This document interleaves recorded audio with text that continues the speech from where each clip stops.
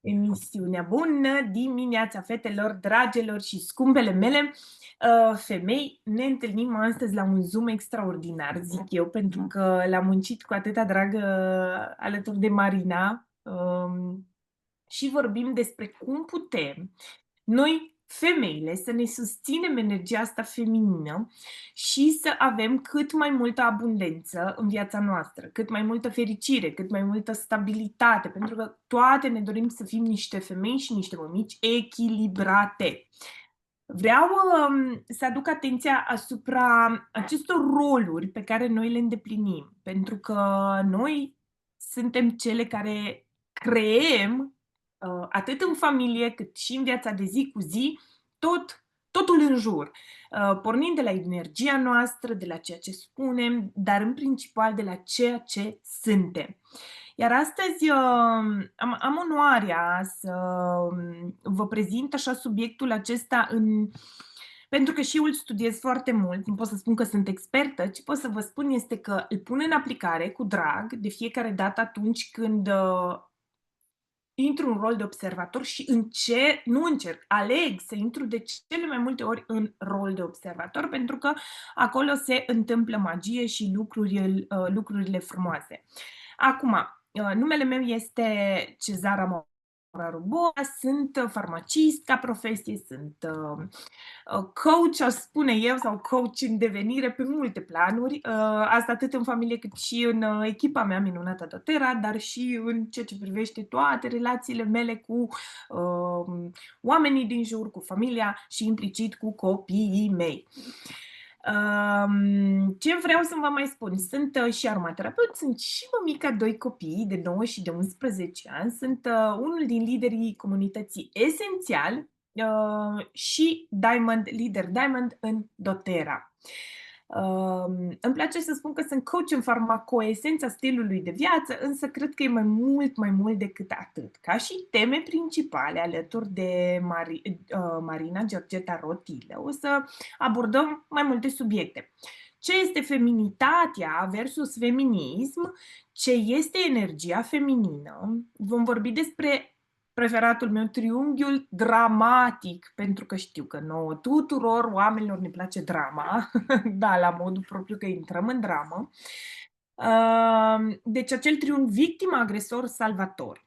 Și o să vedeți ce frumos o să înțelegeți, sper eu, și o să le aplicăm din ce în ce mai mult în viața noastră și o să ne transformăm viața.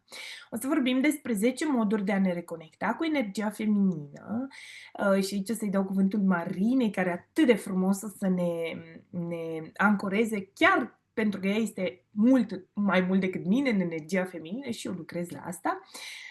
Și despre uleurile esențiale care ne susțin această energie. Vom vorbi și de oferta lunii septembrie și de ce am face un cont doTERRA și de ce am intrat în comunitatea asta minunată, da? Pentru că este o comunitate așa cum ne place nouă să zicem, de susținere, de iubire, de creativitate, da? Bun. Hai să începem atunci. Și tema principală, tema este feminitatea, da? Dar ce vreau eu să vă spun, dragii mei, că rolul nostru pe parcursul zilei, pe parcursul vieții se schimbă, da? Dar ce vreau să vă spun este că noi, dacă ne-am născut femei, în corp de femeie, trebuie să acționăm ca niște femei. Evident, avem și parte masculină și parte feminină, pentru că ne-am născut din mama și din tată, da? 50% suntem mama, 50% suntem tata. Modul în care noi ne manifestăm este dominant, dar și mai ales ne afirmă identitatea a tot ceea ce am acumulat de la mama, de la tata, toate credințele și tot ceea ce suntem noi astăzi. Vreau să vă duc în această călătorie care mie personal mi-a schimbat viața. Haideți să vedem de ce facem lucrul ăsta. Pentru că deseori ne trezim obosite, frustrate, cu energie scursă, deseori nu ne mai înțelegem chiar nici pe noi și atunci este foarte important să vedem ce anume ne poate susține. Așa că, haideți să vedem cum putem înțelege noi acest această mișcare. Că unii ar zice, măi, este feminitate, feminism. Da, există o diferență extraordinar de mare între acestea, pentru că a fi feministă, da, să susții femeile, să lupți pentru femei, să susții, de fapt, acest curent social și politic, pentru că este un curent, da? Care efectiv militează pentru egalitatea dintre femei și bărbați, da? Nu sunt femeile mai presus, cum nu sunt nici bărbații invers. Deci ar trebui să existe această egalitate, dar în energia minunată a tot ceea ce există, e cumva bărbatul și femeia. Și femeia cumva se supune bărbatului, dar nu mă înțelegeți greșit aici, supunerea aceasta o spun din perspectivă feminină și o să vorbim noi mai încolo exact cum putem atrage aceasta și cum putem să ne încărcăm de această energie ca să putem să o dăm mai departe și să nu intrăm în extrema asta de feminism, da? Ca să nu stăm cu barda în mână și să punem accent pe justiție, pe libertate, să eliminăm discriminarea, deci să ne luptăm. Pentru că noi nu ne luptăm nici cu bărbații, cu nimeni. Noi pur și simplu suntem și asta este minunat. Asta este energia feminină de a fi și de a nu lupta. Da? Deci feminismul e întotdeauna cu acea acțiune, cu acea voce publică, cu, v-am spus, cu barda în mână, când arătăm curaj. Este o mișcare, putem să intrăm în asta dacă simțim, însă nu personal, eu o văd mai mult ca o luptă și atunci nu aș vrea să lupt, pentru că noi avem nevoie de bărbați. Nu este o luptă împotriva bărbaților, e pur și simplu un curent care ne ajută să fim noi cumva mai unite între noi. Însă a fi feminină este ceva total diferit, pentru că noi inducem sau creăm această energie feminină prin trăirile noastre interioare, da? Prin acea energie interioară. Clar că o putem schimba. Eu, de exemplu, deseori sunt în energie foarte mult masculină. Și o să vorbim și pe parcurs cum o putem transforma, da? Drept pentru care eu fac foarte multe, da? Femeia este a fi. Femeia este în esență creativitate, receptivitate, blândețe, și cel mai intens lucru pe care eu aș vrea cu toate să-l activați este intuiția. Da? Acea intuiție pe care femeia o are mult mai puternică decât bărbatul. Sunt și bărbați foarte intuitivi, dar femeia este mult, mult mai intuitivă prin cum ne-a lăsat Dumnezeu. Da? Bun. Dacă e să vorbim despre feminitate, femeia înseamnă armonie, da? Femeia echilibrează, femeia susține, femeia se cunoaște, femeia aduce autocunoaștere în jur, și învață bărbatul, și învață copii, dar din iubire și din liniște și din pace, din frumusețe, da? Energia feminină este acel flux, este ca o apă care curge și este, mulțumesc Marina, este acea energie în care noi suntem bune, suntem blânde, ne acceptăm sau stăm mai mult în acceptare, da? Căci la asta se referă feminitatea. Este un complex imens de sensibilitate, de compasiune, de empatie, de grație. Femeia este grațioasă și așa s-o asociați femeia cu apa, da? Ca și element, femeia se asociază cu apa, femeia se asociază cu luna ca simbol. Simboluri pe care le vedem și de care suntem înconjurate. În schimb, bărbatul este soarele și focul, da? Așa că femeia, și hai să vedem care sunt calitățile energiei feminine, sunt compasiunea, sunt acceptarea, blândețea, comunitatea, femeia strânge oamenii aproape, strânge familia, gândiți-vă la mamele noastre care făceau mâncare, stăteau, îngrijeau, venea bărbatul de la câmp, aducea familia și îi strângea pe toți la un loc, se ruga, femeia binecuvânta mâncarea, dar îi strângea pe toți la un loc. Dar asta e rolul femeii, să-i strângă pe toți de comunitate, de a aduna lucrurile împreună. Femeia este foarte creativă. Nu știu dacă vă aduceți aminte, bunicile noastre croșetau, făceau opinci, da? Erau foarte creative, erau foarte deschise, erau devotate. Atât soțului, atât familiei, cât și comunităților. Femeia este empatică, mereu deschide și sare în ajutorul celor dragi. Deschide acea ușă și de înțelepciune, de înțelegere, da? Este fluidă, așa cum este apa, cum v-am mai spus. Femeia ar trebui să aibă grijă de sine, să-și deschidă acei receptori de înțelegere, să fie înțelegătoare, să-și pună intuiția la treabă, adică să-și asculte vocea aceea interioară. Da? Și mai ales să fie plină de sentimente, să-și recunoască sentimentele, să-și recunoască emoțiile, să-și trăiască viața, să simtă viața și mai ales să ofere sprijin. Astea mi se par cele mai importante lucruri. Clar că unele le avem mai mult sau mai puțin sau nu le avem deloc. Important este să fim conștiente de ele și să le atragem mai mult în viața noastră, da? Pentru că noi tindem să o dăm un pic spre masculinitate. Trendul ăsta de a face și lasă că fac eu. Dacă bărbatul nu schimbă becul, fac eu. Și acum o să vorbim pe înțelesul tuturor despre acest triunghi dramatic, da? Este triunghiul dramatic. Ați mai auzit de el? Vreau să-mi scrieți în comentarii unul dacă ați mai auzit sau sunteți conștiente de ce înseamnă acest triunghi dramatic, da? Vreau să-mi scrieți în comentarii. Nu știu dacă văd, nu știu de ce nu văd. Hai să văd. Așa, da? Uite, Maria zice că da. Bun. Perfect. Dacă nu știm, nicio problemă. Dacă auzim astăzi pentru prima oară, pentru mine a fost acum recent, anul ăsta, când am început să studiez foarte, foarte mult acest lucru. Bun. Există acest model simplu, dar extrem de puternic de triunghi dramatic, da?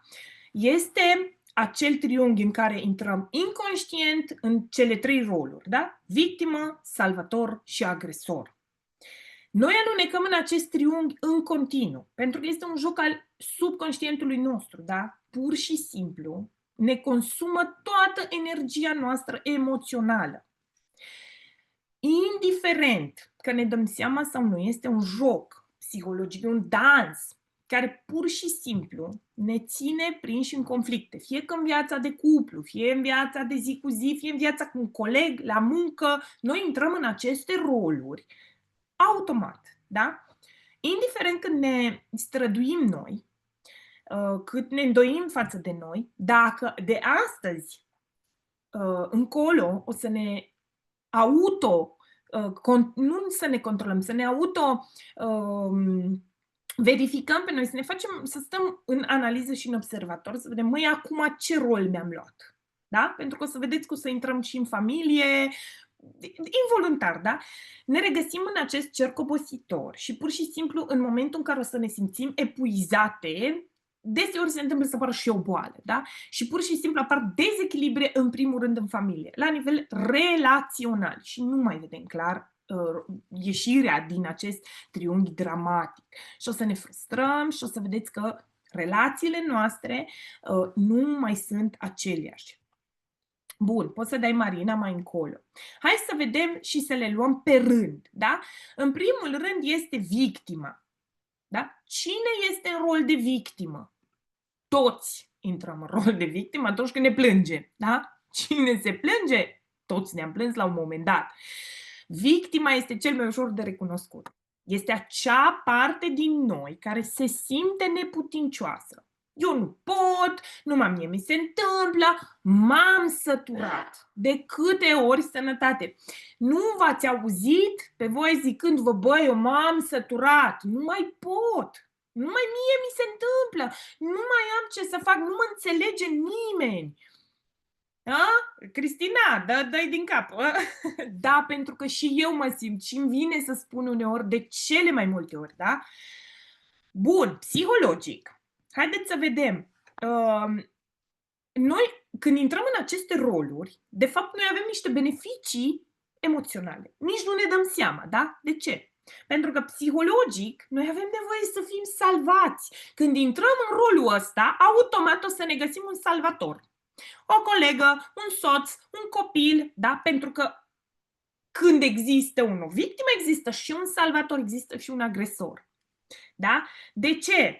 Victima vede pe toată lumea ca ceva că îi se face ei, doar ei îi se întâmplă, da? Mie mi se face. De ce? Pentru că renunță la responsabilitate. Dragii mei, în momentul în care te faci victimă, puterea nu mai e la tine.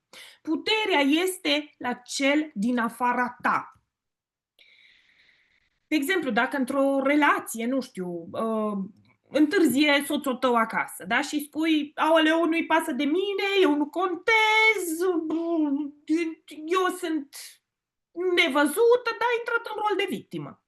Da? Automat, corpul tău intră într-un freeze, așa, hop, stai și așteaptă să fie salvată, da? Și automat, victimizându-te, tu atragi atenția, pentru că ăsta e beneficiul aparent, da?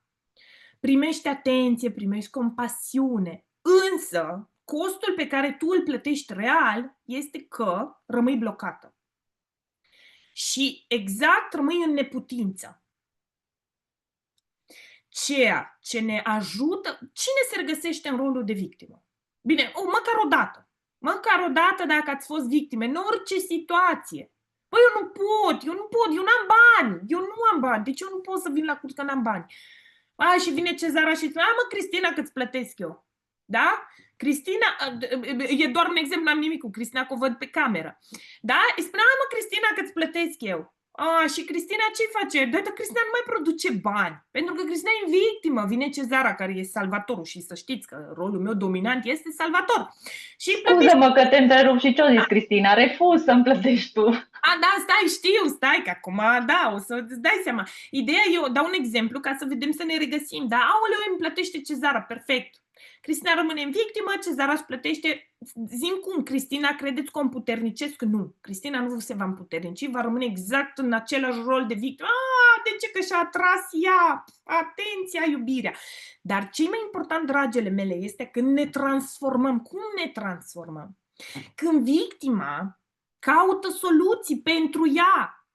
Când victima cere resurse, caută resurse, ia inițiativă și se concentrează pe ce poate construi, pe ce poate crea, că asta e femeia, să creeze. Când femeia își mută atenția de la ce nu poate controla, ce poate face acum, eu nu am bani să mă duc la curs, dau un exemplu, da? Dar ce pot să fac? Uite-mă, nu știu, mă duc și mai fac o tură de noapte, că poate-s plătită mai mult și din banii aia mă duc la curs. Deci am găsit o soluție. Aici, ca și întrebare magică, ce o să vă ajute pe voi, ca să vă construiți, să nu mai controlați, să ieșiți din rolul de victimă și să deveniți creatorul vieții voastre, este să vă puneți întrebarea magică. Ce depinde de mine în acest moment? Ce anume depinde? Și o să vedeți că dacă voi vă puneți întrebarea asta conștient sau măcar să conștientizați, sunt în victimă, acum m-am victimizat, da? M-am plâns, m-am victimizat, ce depinde de mine să fac? Și atunci automat creierul tău și vin soluții, da? Face sens. Bun, hai să vedem la următorul. Salvatorul.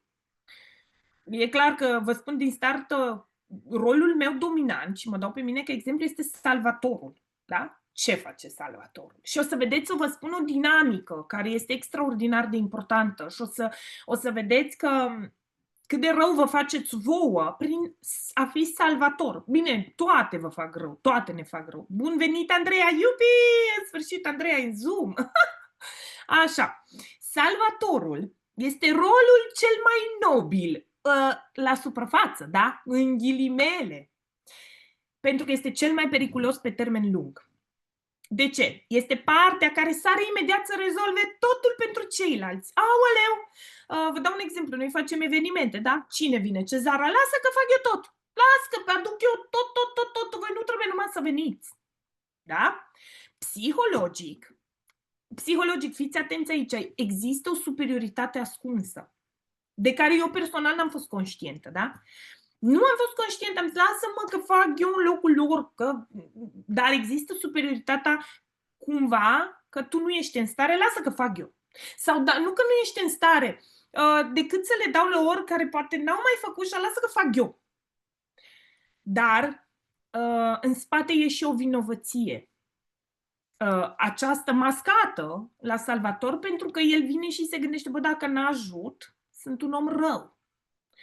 Ce nașpa sunt eu că nu ajut, că nu mă duc să salvez.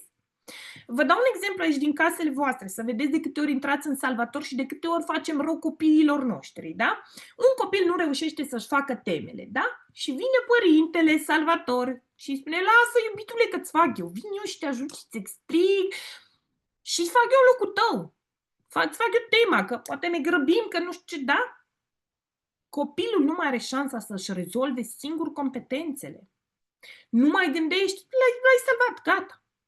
Și implicit copilul intră în victimă, da? Pentru că noi, v-am spus, când există un rol, există și celălalt. Când eu sunt salvator, îmi creez clar o victimă.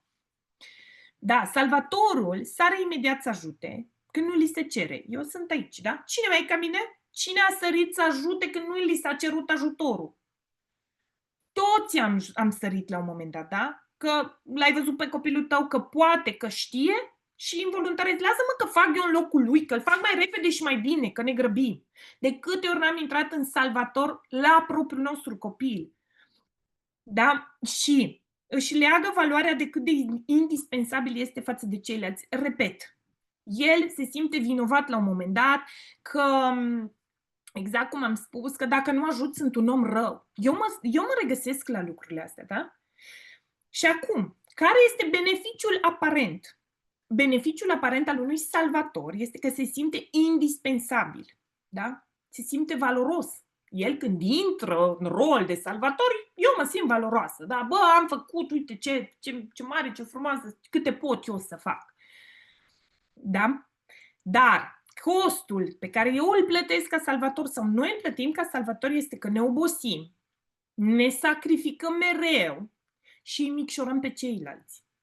Noi nu îi ajutăm pe ceilalți să se dezvolte, pentru că noi mereu îi salvăm. Este foarte greu să... E multă muncă să te observi și să ieși din rolul ăsta. Dar, în principiu, după Zoom-ul ăsta, eu sper că voi o să stați și o să vedeți dinamica. Mamă, eu acum ce sunt? Aoleu, am intrat în salvator, da? Transformarea unui salvator devine atunci când, în loc să rezolve problema, devine un coach, devine un antrenor. Și îl întreb pe copilul tău care, uite, mama, nu știu să-mi fac tema, în loc să o faci tu, îl întreb, uite, ce ai vrea, cum ai vrea să te ajut? Cum ai vrea să te sprijin? Uite, ce nu ai înțeles? Haide să mai citești odată, hai să revenim, adică tu îl sprijini, îl pui întrebări. Ce soluție vezi tu prin faptul că tu nu știi, tu nu ai reușit să-ți faci tema sau n-ai înțeles? Cum o vezi tu? Punând întrebări ca și salvator, îl ajuți, îl împuternicești, îi dai puterea să-și găsească singur calea, da? Îl ghidezi. Și asta face ca să-i stimulezi tu independența. Nu-l mai salvezi tu.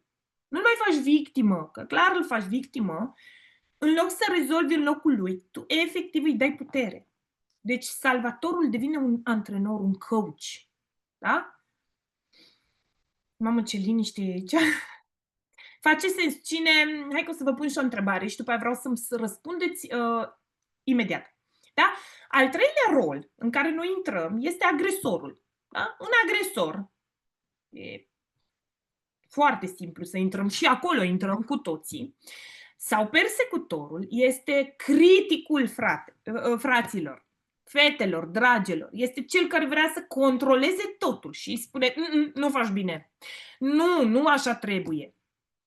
De ce stau toate lucrurile acolo? Critică în continuu, spune, da? E un agresor, pur și simplu te judecă, te critică, nu faci bine nimic. Tot timpul vii târziu acasă, întotdeauna îți lau șosetele murdare acolo. Este un critic, da? E un persecutor. Și atunci acest persecutor în primul rând se activează din frustrare și din teama de a pierde controlul. Pentru că el vrea să controleze. Cine e controlor? Mâna sus, toți, cu toții am intrat în triunghiul ăsta. Nu suntem unii mai puțini, pentru că în diferite situații ale vieții. Vă dau un exemplu. Și cei care se identifică sunt foarte ușor de identificat pentru că ridică vocea, un ton ridicat sau uneori sunt pasivi agresivi. Pot să glumească, să facă ironii pe seama ta, da? Sau uneori pot să tacă de tot sau să se retragă de tot. Deci acesta este în general un agresor. De exemplu, vă dau un exemplu, da? Sunteți la o ședință, la muncă și cineva greșește un mic detaliu. Agresor explodează, efectiv, sau persecutor vine și îți spune: bă, cum ai putut? Așa ceva nu este acceptabil, nu se poate. Ai greșit. Da? Pentru că eficiența pare să câștige pe moment, însă relația de obicei se rupe.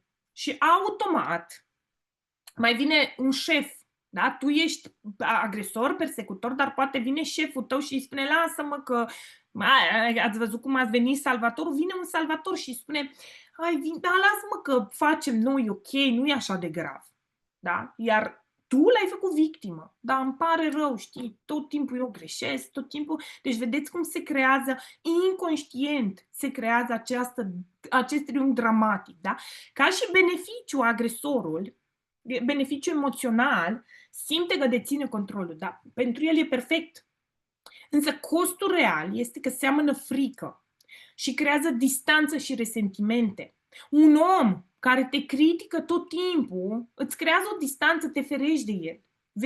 Nu vei mai vrea să te deschizi în fața lui, la fel și copilul, da? Când tu țipi la el și încerci să-l controlezi, el se retrage.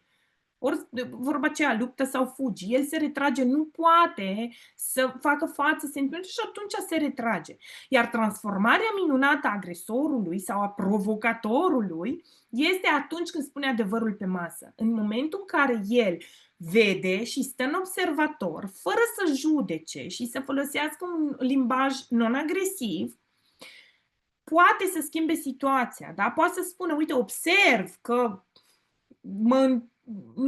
mă întrerup des, observ că intri peste mine când vorbești, însă mi-ar plăcea să găsim o variantă și eu să te ascult pe tine și tu să mă asculți pe mine până la capăt. Da? Deci un limbaj non-agresiv. Spunem realitatea, dar cu respect și cu intenție la o soluție. Da? Venim cu o soluție, nu venim să-l judecăm pe ceilalți. Bun, adică oferă un feedback constructiv și analizează situația din exterior fără să atace, da? Bun. Marina, poți să dai următorul slide? Hai să vedem. Vreau, dragilor, să vă luați un minuțel și să scrieți.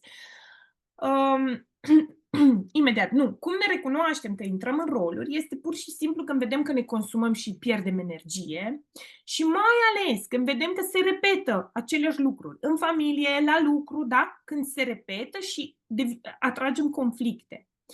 Când avem reacții de critică sau victimizare sau intrăm în salvator, da?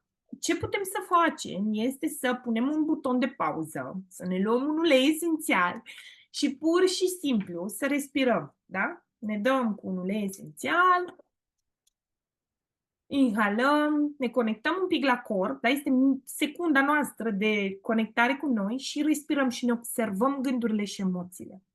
Dar cel mai important este să evităm autocritica, să nu zicem: bă, iarăși am intrat, frate, în salvator și... Nu!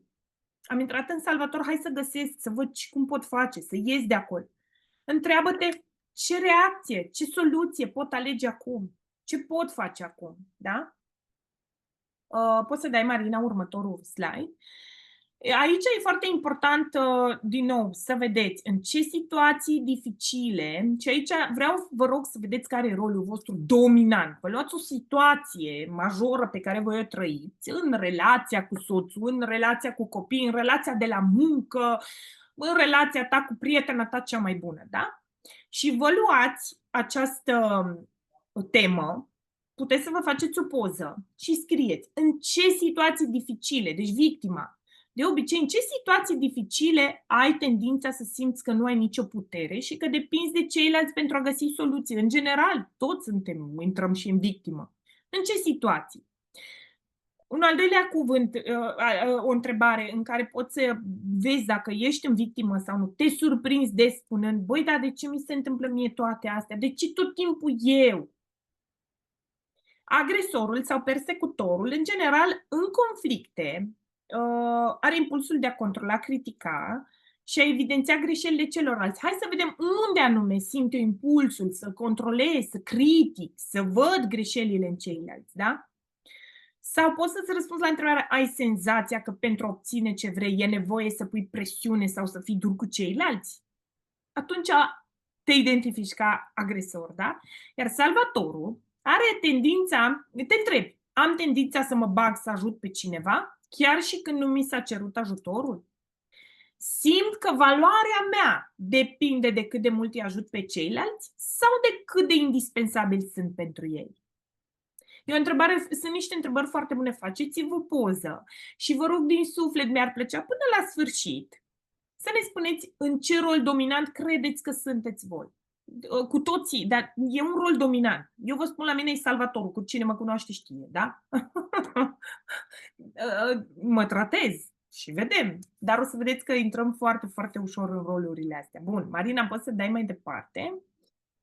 Am spus cum ne transformăm de la victimă în creator, da? În loc să ne simțim neputincioși, preluăm inițiativa și găsim soluții. Ne concentrăm pe ce putem schimba. La salvator, renunțăm la intervențiile excesive necerute, da? Aici am vorbesc mie. Și ajutăm prin a pune întrebări pentru a oferi ghidare și a-l stimula pe celălalt să-și dea el seama de ce poate face. Pentru că puterea în el, da? Îi dăm puterea înapoi și găsește rezolvare pentru ceilalți, iar persecutorul devine observator. În loc să critique, poate să devină atent și să analizeze situația, să ofere un feedback constructiv, nu agresiv. Pentru că automat când face asta, îi bag pe ceilalți în rol. Sau chiar pe el se bagă în rol, da? Bun. Și acum o să închei triunghiul ăsta dramatic cu un exemplu, da? Gândiți-vă când mergeți cu o prietenă la o cafea și începeți să o bârfiți pe cealaltă și sau să-i spuneți, uite mă, nu știu, acum Marina mă iau de tine. Marina totdeauna mă refuză și mă enervează că mă refuză când nu știu ce și nu știu cum, da? Eu ce fac? Mă plâng. Sunt victimă. Aoleu, am intrat în victimă, automat mă plâng.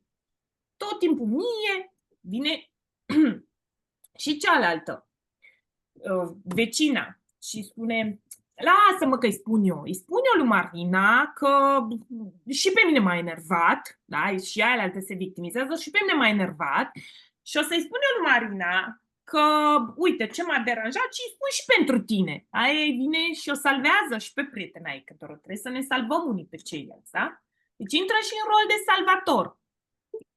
Da? Și ne lasă tu că nu-i spun, că o să-i spun eu și o să-i spun ce mă deranjează și din nou devine și un agresor. Putem să intrăm în rolul ăsta foarte ușor de la o simplă discuție. O critică, începi să o critici. Da, mă, dar lasă că o să-i spun eu și nu trebuie să-mi spui tu. Deci putem într-o discuție să intrăm în aceste roluri extrem de ușor și nu este de judecată, pur și simplu vedeți-vă. Luați-vă acel moment de respiro și vedeți, măi, de ce am simțit nevoia asta? Ce pot să fac? Ce pot să ajut? Pentru că automat, v-am spus, ne atragem aceste roluri. Și acum, dacă mergem mai departe, Marina, poți să-mi schimbi așa, o să o las pe Marina să vă prezinte partea asta de feminitate și cum putem să ne încărcăm cu energie feminină. Marina Georgeta Rotile, o să te las pe tine, draga mea, să te prezinți, pentru că așa frumos te prezinți și te las așa în energia ta mai calmă, mai liniștită, mai feminină, să continui și să ne ajuți cu soluții la a atrage mai mult partea feminină și cum putem să transformăm acest triunghi dramatic în ceva frumos. Ai cuvântul, Marina?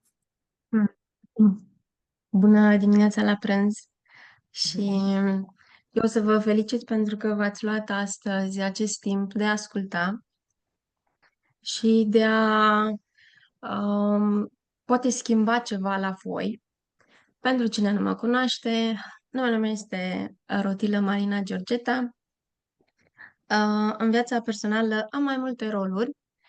Sunt și mamă, și fiică, și prietenă, și soție, dar mereu spun că rolul meu principal în această viață este de femeie. Am 2 copii, am o fetiță de 16 ani și un băiat de 7 ani. Și eu am spus da uleiurilor esențiale acum 7 ani, pentru că ne doream pentru fetița noastră o altă abordare.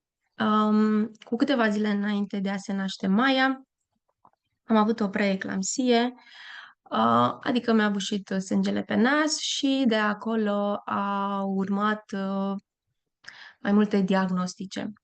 Așadar, Maia a venit pe lume diferit, mult cum nu mă așteptam.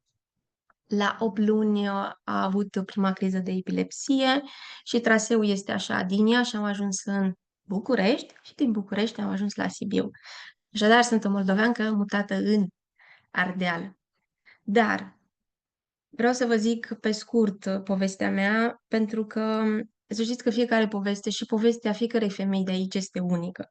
Poate că a mea, în momentul ăsta, o să ziceți că e mai provocatoare, dar mi-am ales-o.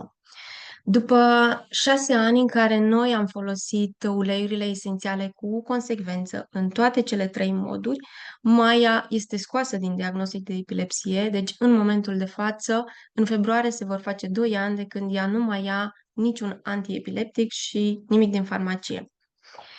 Așadar, uleiurile esențiale au fost acea piesă de puzzle care au schimbat pentru noi direcția, dar a schimbat și pentru mine direcția, pentru că eu la bază sunt specialist marketing, am terminat o facultate cu această specializare și îmi place zona aceasta de creație și am avut ocazia ca la un moment dat Georgiana să zică hai să faci niște poze și de acolo s-a creat de mai bine de 6 ani de când sunt pentru această comunitate creator de conținut.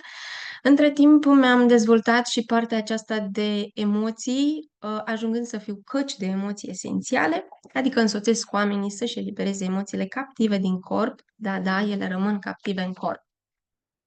Ce o să vreau să vă împărtășesc eu? Sunt 10 moduri, evident că sunt mult mai multe, sunt absolut convinsă de asta. Toate acestea pe care eu le-am pus, le-am experimentat. Da? Nu împărtășesc din viața mea decât ce am experimentat, pentru că altfel ar fi doar o teorie fără practică. Ce vă invit este că tot ce auziți astăzi sau tot ce auziți în general, treceți un pic prin filtrul vostru și vedeți ce puteți extrage de acolo, ce e în acord cu valorile voastre, ce merge pentru voi, pentru că cu siguranță poate anumite lucruri pe care o să le spun eu nu o să rezoneze neapărat cu voi, dar poate un punct de acolo o să rezoneze. Și înainte să încep, vreau să-mi scrieți când ați simțit ultima oară că sunteți conectate cu energia voastră feminină. Poate fi ieri, acum un an, pentru că, dar efectiv să simțiți că sunteți conectate în energie feminină, pentru că este o putere. Ce observ eu este că trăim la viteză, da, totul la un click distanță, asta e clar, și așa cum a zis Cezara, intrăm în foarte multe roluri care nu ne servesc. Și știți ce uităm? Să fim personajul principal din viața noastră. Da? Ce înseamnă asta? Reamintesc și eu. În rolul sau în raport cu soțul meu, eu sunt soție. Nu sunt mama lui, nu sunt dădaca lui, nu sunt prietena lui. În rolul cu ai mei copii, eu sunt mamă, nu sunt prietenă. Asta este perspectiva mea. Nu înseamnă că nu sunt acolo, dar eu nu sunt prietena, pentru că gândiți-vă cum ne purtăm noi cu prietenii. Dar mă rog, cum ne-am purtat noi cu gașca noastră de prieteni. Bun, primul mod pe care eu l-am experimentat a fost reflectă. Ce înseamnă a reflecta? Înseamnă să te întorci la tine și să oprești tot zgomotul acesta exterior și să te asculți. În toate momentele de liniște e acolo ceva care uneori e greu de explicat, pentru că doar în liniște aflăm răspunsurile noastre. Și o modalitate pe care eu am testat-o a fost terapia. Am făcut terapie 4 ani în cabinet. Am rezonat cu omul respectiv. Asta e foarte important dacă mergeți la terapeut să rezonați cu el. Este fascinant și acum mi-aduc aminte ședința în care am explorat întrebarea cine sunt eu ca femeie și știți ce am realizat? Că eu eram pe nicăieri. Că eu eram victima perfectă. Eu am fost victimă. Mai victimă ca mine nu eram și la momentul respectiv nu vedeam beneficiile, pentru că sunt beneficii. Dar în momentul în care lucrați cu un terapeut, el vă ajută să vă explorați tot ce înseamnă gânduri, sentimente. Chiar dacă nu rezonați neapărat cu a merge la terapeut sau poate nu ne permitem în acest moment să facem treaba asta, puteți să vă rugați, puteți să meditați, puteți să stați cu ochii închiși, puteți să vă ascultați gândurile și să fiți observatori și mai mult decât asta, să vă trăiți emoțiile. Faceți aminte ce spuneam data trecută, că fiecare emoție pe care noi nu o trăim se depozitează în corp, are formă de portocală. Și, cum a zis și Cezara, masculinul este definit de logică, femininul este definit prin emoții. Cu toții avem acel sine emoțional, doar că eu, de exemplu, nu am experimentat în copilărie să-mi exprim emoțiile. Acum mă simt așa și să mi se dea voie să plâng. Iar eu experimentez, de exemplu, cu băiețelul meu, el își exprimă mereu frustrările, ce nu-i place, modul cum o face poate nu e tot timpul potrivit, dar învață. Dar de fiecare dată când experimentați emoții foarte provocatoare, pentru că acolo e butonul, vă invit să stați acolo, să vedeți ce trezește în voi. Da? Dacă puteți pentru o secundă să vă dați în spate și să zici de ce mi se întâmplă lucrul ăla, de ce m-a supărat X, o să puteți ajunge la esența voastră. Pentru că emoțiile sunt mesageri care vin să arate adevărul din tine. Fiecare persoană care vine în fața ta este oglinda ceea ce e în tine. Și să știți că nu trebuie mereu să fim drăguțe. Mai există și mitul ăsta că femeia e mereu drăguță. Nu, eu dimineață poate m-am trezit bine și sunt drăguță și după amiază m-a supărat cineva și sunt dragon. Suntem precum luna. Creștem, descreștem, da? Fiecare emoție are cheia aceea spre autenticitate. Dacă aveți întrebări, vă rog să vi le notați și la final vă răspundem. Al treilea mod e fi creativă. Și energia feminină este energie creatoare. Ce vreau să rețineți este că nu se limitează doar a da naștere la un copil, pentru că sunt femei care aleg să nu facă copil. Creativitatea se referă la tot ce înseamnă a scrie, a picta, a desena, a face mâncare. Pământul, să știți că este casa femeii, iar bărbatul este invitat. Așadar, puterea aceasta pe care noi o avem de a pune mâncare este ceva extraordinar. Mie mi s-a schimbat perspectiva cu câteva săptămâni bune, pentru că aveam momente când, iar trebuie să fac mâncare. Și atunci, când mi-am schimbat perspectiva, mă duc în bucătărie, e în puterea mea să vă dau de mâncare. Și aleg să fac cu bucurie și lucrul acesta. Nu creați perfecțiune. Și dacă sunteți în doTERRA, nu creați perfecțiune, faceți-o pentru voi. Și aici vreau să rețineți un lucru, că uterul este centrul sacru al energiei feminine. Este locul de unde se naște forța creatoare. Centrul acesta, când se încarcă, de la el se încarcă și bărbatul. Altfel nu se poate încărca cu energie un bărbat. Și da, modul în care se încarcă el este prin acel moment de intimitate. Altul nu este. Și e foarte important ca noi să fim încărcate cu energie, ca și el să aibă energie și să nu plece. Redescoperă jocul și spontaneitatea. E atât de minunat să vezi o femeie când dansează, când se lasă să fie copil. Da? Feminitatea moare în rigiditate, da? Când ne-am pus într-o cutiuță și trebuie să fim într-un anumit fel. Și câte dintre noi nu am zis, abia aștept vacanța și o să mă mai relaxez. Și de multe ori nu ne relaxăm, că stăm după copii, dacă sunt mici alergăm după ei, dacă sunt mari nu le place pe unde îi ducem. Dar să știți că vă puteți lua mini-vacanțe în fiecare zi. Puteți prioritiza timpii acei morți, fie că citiți o carte, vă faceți un ceai, da? Cu uleiuri esențiale, dacă vreți să puneți în el. Fie că vă rugați, ce vă ziceam, vă faceți mini-ritualurile voastre, da? Bucuria lucrurilor mici este ofrandă pentru sufletul vostru. Da? Când v-ați jucat ultima dată? Întoarce-te la natură este modul meu preferat. De ce? Reamintesc. Noi ne încărcăm cu energie. Vedem admin la cineva. Noi ne încărcăm cu energie de la natură. Altfel nu ne încărcăm. Ce înseamnă asta? Înseamnă că în momentul în care stăm cu tălpile pe pământ, conștiente, da? Nu ne ducem în grădină sau în pădure sau și în mare, da? Și marea ne poate încărca. Nu ne ducem acolo și zicem, gata, acum mă încarci, da, gândurile mele sunt la ce gătesc, la ce factură am de plătit, pe cine mai sun pentru doTERRA. În niciun caz. Stați acolo conectate și gândiți-vă, da? De ce aveți nevoie și cereți. Mamă, pământ, oferă lucrul acela și la sfârșit și mulțumim pentru că a făcut lucrul ăla. Alegeți-vă locul. Mie îmi place în grădină că am grădină. Nu avem grădină?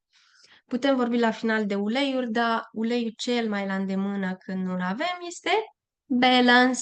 Nu avem parte de natură, punem balance pe noi și ne aduce starea de echilibru. Este uleiul pe care îl recomand la toate femeile. Și legat de natură, pentru că natura înseamnă și transformare, un al șaselea mod este îmbrățișează transformarea. Energia feminină știe că viața este ciclică și nu liniară. Am zis, luna crește, descrește, renaște.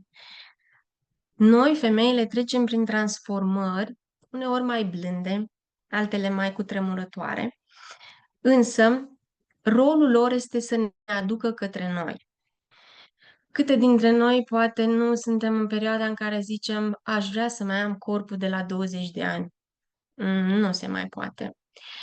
Câte dintre noi ne-am onorat pe noi în prima menstruație? Câte dintre noi ne-am onorat pe noi în perioada de premenopauză dacă o traversați sau în menopauză dacă ați trecut-o? Toate transformările astea, indiferent cât de intense sunt, toate au darul de a ne readuce către noi. Eu nu pot să zic că mi-am onorat fiecare transformare, dar acum sunt mult, mult mai atentă la ele. Și îmi dau voie, eu experimentez simptome de premenopauză și am fost așa da, de ce ai venit? Dar în momentul în care am înțeles și că e o putere și în această etapă. Dacă vă interesează un astfel de zoom despre ciclicitatea noastră a femeilor, Cezara e minunată aici.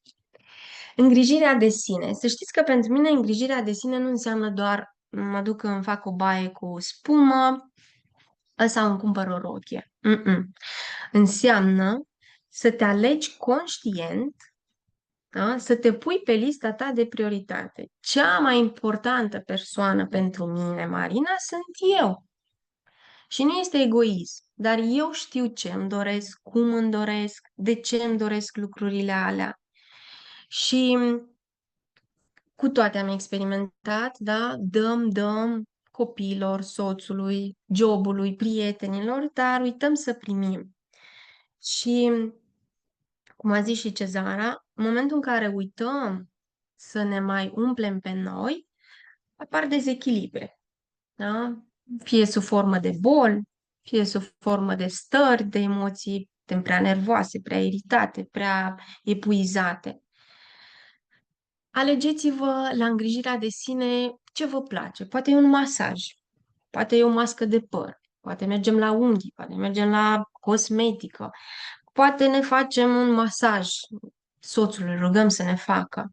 Da? Dar și asta când o faceți nu din vinovăție. Da? Încercați să nu vă simțiți vinovate că v-ați dus la coafor și copilul a stat acasă și nu mi-ai cumpărat cartea care și-o dorit-o. Nu. Dacă ajungem în vinovăție, îi punem pe umeri copilului lucrul ăsta. El nu e vinovat. Copiii nu au nevoie să simtă vinovăție. Ei au nevoie să simtă părinți prezenți acolo. Și dacă astăzi înseamnă 5 minute și mâine mama are treabă, alea 5 minute să fie minute de calitate. Un alt punct care îmi place, hainele și ținutele frumoase. Să știți că hainele nu sunt așa niște lucruri care le aruncăm pe noi, da? Niște bucăți de material, sunt prelungiri ale energiei noastre, a modului în care noi ne arătăm lumii. Și când vine vorba de ținute, să știți că un alt mod prin care vă puteți încărca cu energie feminină e a purta fuste, dar fuste lungi și cât mai ample. Și dacă o să vă uitați la femeile de etnie romă, o să vedeți acele femei adevărate de etnie romă ce fuste au, da? Nu degeaba. Dar ce se întâmplă când purtăm o fustă? Da? Captăm energie de la mama pământ. Dar când purtăm pantaloni, fluxul de energie se oprește și nu ne încărcăm și iară suntem nervoase. Mari, Um, aici eu aș da. spune, îndrăznesc să vă spun să nu mai purtați nici chiloți, dacă se poate și dacă îndrăzniți, pentru că fluxul e mai puternic și mai bun. Știu că majoritatea poate o să ziceți că dacă nu e igienică, bacterică, nu este vorba despre așa ceva, este vorba despre a-ți da voie ție să fii în energia feminină. Pentru că gândiți-vă, bunicile noastre și mamelor bunicilor noastre nu purtau chiloți. Iartă-mă. Da.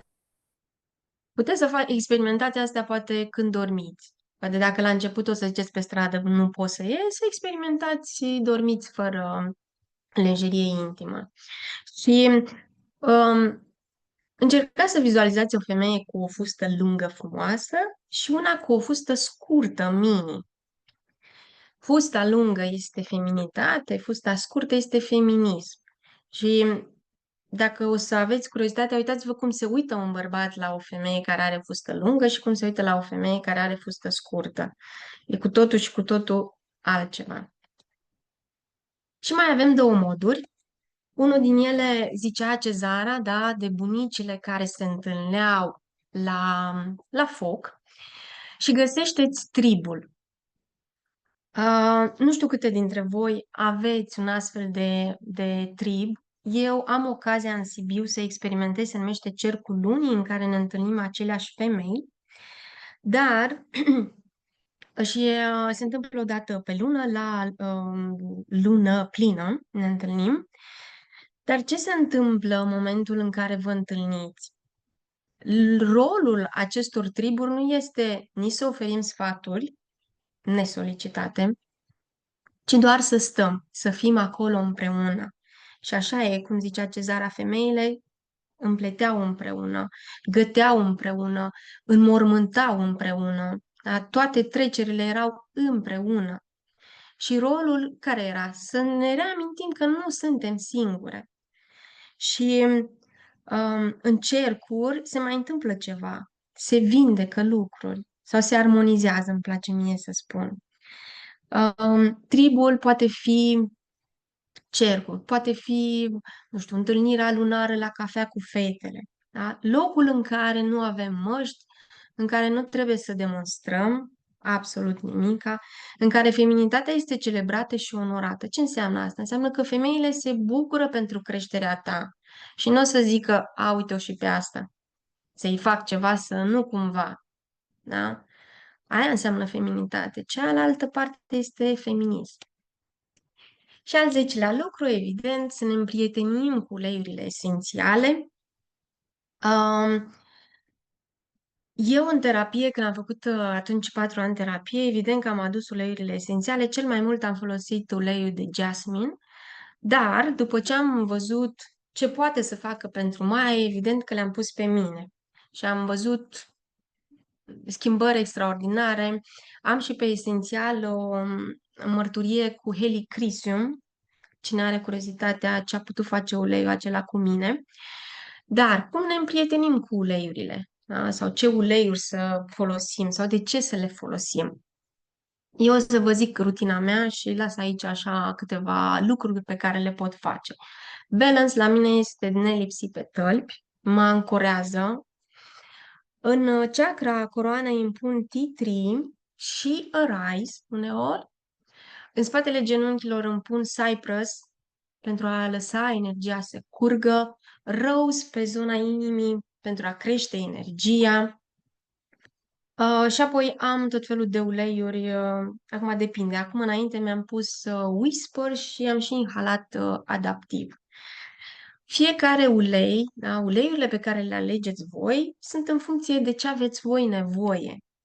Da? De aia nici n-am vrut să fie folosiți uleiurile astea pentru... Nu, sunteți unice și știți foarte bine ce vă folosește. Ca sugestie, într-adevăr, tot ce înseamnă floare, da? Deci toate uleiurile din flori le recomand. Au darul ăsta de a ne aduce către noi, pentru că ce se întâmplă? Da? Albina preia polenul și explicația de la flori și explicația e că ne ajută să ne deschidem noi, femeile. Și sunt curioasă. Ok. Um, Interesant. Să știți că pentru perioadele de menstruație, într-adevăr, hai să zicem fără kilos, dar puteți face menstruație conștientă. E un alt subiect, dacă vrei să discutăm despre ce înseamnă a face menstruație conștientă, care, într-adevăr, e diferită de a folosi absorbante, care sunt pline de chimicale. Există și alte modalități. Eu atât am avut să vă spun. O să-i predau ștafeta Cezarei pentru ultima parte și dacă aveți întrebări, vă reamintesc să le puneți. Și sunt curioasă dacă din astea 10 moduri practicați ceva sau e ceva nou pe care vreți să-l aduceți în viața voastră. Mulțumesc! Mulțumim, Marina! Nu v-am zis, cred că am uitat asta, de mai bine de 4 ani aproape, să știți că eu port doar fuste sau rochii. Și în casă fac lucrul ăsta, deci nu am și în ultimele dăți când am fost la conferință la Dotâna, eu nu am avut nicio pereche de pantaloni. E totul atât de conștient am fost să nu-mi pun acolo pantaloni. Nu înseamnă că nu port pantaloni, dar atunci când port pantaloni, soțul meu știe că s-a întâmplat ceva și mă întreabă ce am pățit. Da, v-am lăsat aici, am uitat. Dar să știți că dincolo de a avea orice rol, sunteți femei și esența voastră rămâne acolo și că abundența nu înseamnă doar bani. Este acel flux de iubire, sănătate, creativitate și o femeie atrage prin magnetism, exact ce vă ziceam, îmbrăcați-vă în rochii cât mai lungi și când ești aliniată cu tine, adică cu valorile tale, devii un canal care umple și pe ceilalți. Ce frumos ai zis, Marina. Dragile mele, noi aici nu aducem extreme. Știu că unele lucruri o să vi se pare ciudate. La mine tranziția de la pantalon la fustă s-a făcut treptat și vă recunosc că am foarte multe perechi de pantaloni, deci nu mai îmi vine să-i port. Tot așa și eu fac parte dintr-un cerc de feminitate săptămânal, online, cu niște doamne pe care nu le cunosc decât pe una singură și mi se pare extraordinar că poți să desenezi, că poți dansezi, că poți să cânti, că poți să faci lucruri pe care nu ți le-ai dat voie să le faci până acum, pentru că cumva poate te simți criticată, judecată și, dragile mele, în comunitatea noastră asta facem. Cel puțin eu asta îmi doresc să creez. O comunitate fără judecată, cu iubire, cu dragoste. Evident că mai avem părți din noi. Evident că mai intrăm în victimă, în salvator, în persecutor și așa mai departe. Dar aici, și Marina foarte frumos a zis, aducem un pic mai conștient lucrurile astea. Clar că nu o să fim doar feminine, pentru că există și noi în părți masculine și putem să echilibrăm, dar în momentul în care voi vă simțiți prea masculine, prea că faceți, prea că duceți totul în spate, atunci încercați să purtați o fustă, să vă dați cu un ulei esențial mai mult floral, să lăsați un pic poate celelalte mai masculine deoparte, pentru a vă atrage lucrurile conștient. Încă o dată, tranziția faceți-o treptat, deci dacă încă nu sunteți doar cu pantaloni, faceți-o treptat. O dată pe săptămână port fustă. O dată pe săptămână, nu știu, stau cu părul desfăcut. Dorm fără chiloți. Începeți cu lucruri mici, nu dintr-o dată. Da? Bun. Apropo de cele care nu aveți uleiurile sau cele care deja aveți uleiurile, nu uitați că mai avem 2-3 zile, 29, 30, 2 zile. Astăzi și mâine mai puteți beneficia de promoția de 200 de puncte. Deci, efectiv, la o investiție de 200 de euro plus TVA și transport, primiți cadou aceste 3 uleiuri minunate. Care este uleiul adaptiv, sub formă de rolon, sub formă de picături, care poate fi și difuzat și putem să-l avem varianta de 15 ml și uleiul de lemon. Ce trebuie să facem? Să plasăm o singură comandă de minim 200 de PV. Este luna septembrie, credeți-mă, este o lună minunată, mai avem și difuzorul veveriță care este genial, puteți să vi-l puneți pentru că nu știu dacă mai este foarte mult stoc. Cum putem să beneficiem dacă nu avem un cont doTERRA sau nu avem uleiurile sau le cumpărăm de la cineva și nu avem propriul nostru cont? Dragilor, vorbeam de împuternicire, nu mai stați în victimă, nu mai stați în salvator, nu mai cumpărați uleiuri pentru unul și pentru altul, luați-vă uleiurile voi. Un singur ulei sau 2 sau 5 sau câte vreți voi sau un produs sau un supliment este dovadă de iubire de sine, dovadă că eu îmi iau puterea mie înapoi și nu mai depind de alții. Dacă nu aveți un cont doTERRA și nu aveți șansa sau acces la uleiuri, împărtășiți-le și celor dragi sau faceți pasul în luna septembrie pentru că vă vin 5 uleiuri cadou. 5 uleiuri în valoare de 148,5 euro pe care le primiți gratis, deci nu le mai plătiți. În momentul în care voi alegeți să vă puneți o comandă, repet, de 200 de PV. Ce înseamnă 200 de PV? 200 de puncte valorice, adică aproximativ 200 de euro.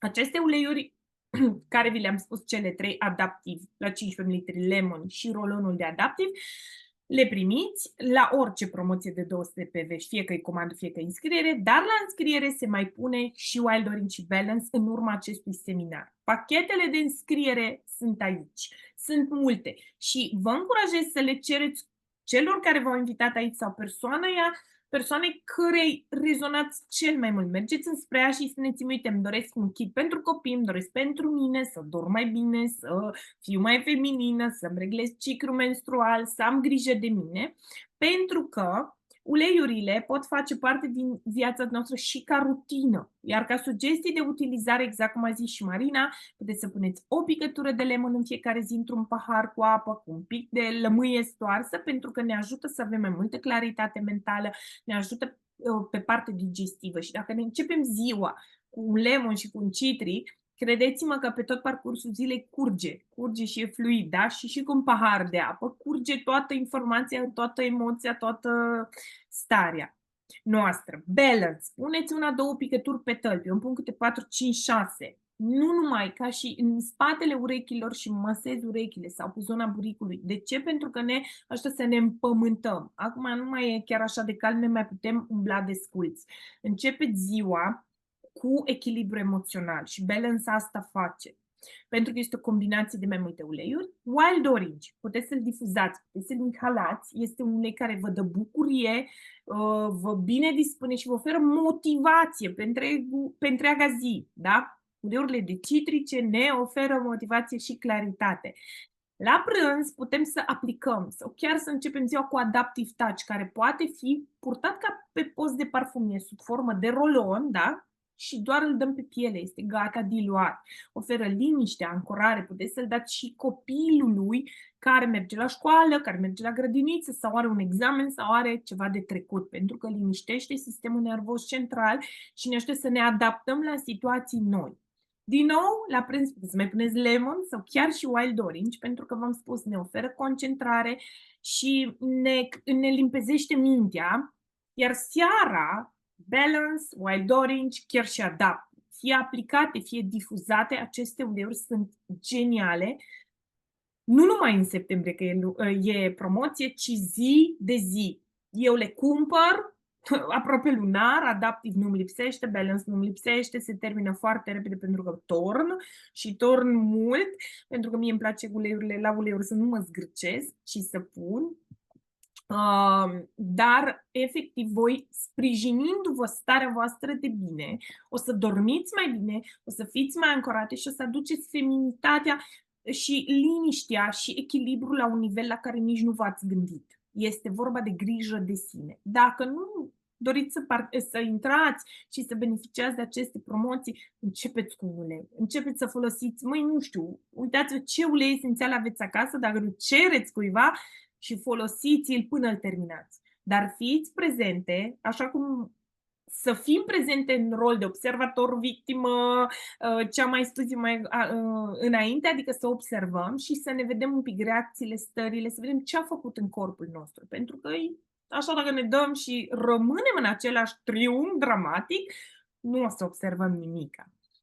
De ce aș avea un cont doTERRA, dragile mele, vă spun eu de ce, pentru că în primul rând aveți uleiuri gratis. Mie asta îmi place să zic, la fiecare comandă pe care voi o puneți aveți deja prețul de 25% redus, adică prețul de membru, aveți uleiuri cadou la fiecare comandă pe care vă puneți, în plus ți se întoarce investiția până la 30% înapoi, ceea ce niciun alt fel de magazin, nicăieri, unde vă faceți voi cont pe orice platformă, nu vi se întoarce această investiție. Da? Aici o să fim alături de voi și o să vă explicăm. Cereți informații, da? Femeia cere. Încă o dată, ca să fim în energie feminină, cerem. Îi cerem soțului, îi spunem copilului, ne cerem. Uite, aș vrea flori, aș vrea, da, cereți și voi la doTERRA, fiți feminine și cereți. Cezara, vreau informații, vreau să știu cum pot să am un cont doTERRA, vreau să știu cum pot să fiu mai fericită, mai împlinită. Nu vă pot da eu rețeta fericirii și așa, dar vă spun ce a funcționat pentru mine sau ce știu că au funcționat și pentru alții, evident o să vedeți și o să simțiți voi. În primul rând, exact ce vă spuneam, câștigi independența. Având contul tău doTERRA, câștigi independența. Deci nu mai rămâi victimă, nu mai ești în salvator, da? Și încă o chestie, transportul de fiecare dată ți se întoarce înapoi, deci din nou ești super remunerat, pe lângă că o parte din ceea ce tu comanzi și investești ți se întoarce înapoi. Astea sunt niște lucruri pe care nimeni nu vi le oferă.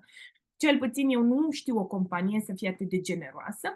Veți mai beneficia de promoții lunare și mai ales veți face parte din comunitatea noastră doTERRA, care este o comunitate de susținere, de iubire, de dragoste și de soluții. Dar asta nu înseamnă că suntem salvatori pentru voi. Voi sunteți responsabili să vă informați, să cereți și să citiți, pentru că sănătatea și puterea este la voi și vindecarea. Avem modulele de educare, primiți aceste module de educare, în valoare de 1500 de euro sunt 10 videouri pe care le veți, deci acest curs, da, la care voi veți avea acces este ca și un curs de aromaterapie, la care veți avea acces și vă veți autoeduca nu numai din punct de vedere al uleiurilor, pe toate planurile, vă veți transforma. Iar Oil Camp-ul, care, când începe, Marina? Azi, mâine, a început? Era zilele astea de Oil Camp. Început. A început, așa. Cred că de o zi, nu? Da. Așa, a început de o zi. Oil Camp este pentru membrii înscriși în doTERRA, noi, în fiecare lună îl facem și este un program extraordinar care te învață pas cu pas ce faci cu uleiurile în toate modurile posibile și ce beneficii ți aduc. Învățăm de la oameni frumoși, de la aromaterapeuți, nutriționiști, coach, arhitecți în sănătate și de la mămici și de la oameni minunați. Nu trebuie să avem o meserie anume, da? Pur și simplu să fim oameni și să ne iubim pe noi și să dăm mai departe și celorlalți din ceea ce a funcționat pentru noi. Asta este scopul. Dragii mei, eu una vă mulțumesc. Marina, pot să ai și tu cuvântul. Vă mulțumim pentru atenție, pentru că v-ați dat voie, în primul rând, felicitări că ați intrat aici. Sunt sigură că o să rămâneți cu minim o informație pe care o să o puneți în practică. Dacă nu acum, o să fie așa ca un pin post în creierul vostru și îl veți folosi când veți avea nevoie voi. Marina, draga mea, dacă vrei și tu un cuvânt, să ne spui. Eu vă mulțumesc că v-ați luat timp pentru voi și, așa cum am zis, o să închidem înregistrarea și o să rămânem pentru Întrebări. partea de întrebări și ne vedem la următoarea temă care o să vedem care va fi. Am văzut în câteva comentarii că se dorește partea asta de ce înseamnă feminitate mai explorată. Vă mulțumim și ne vedem data viitoare!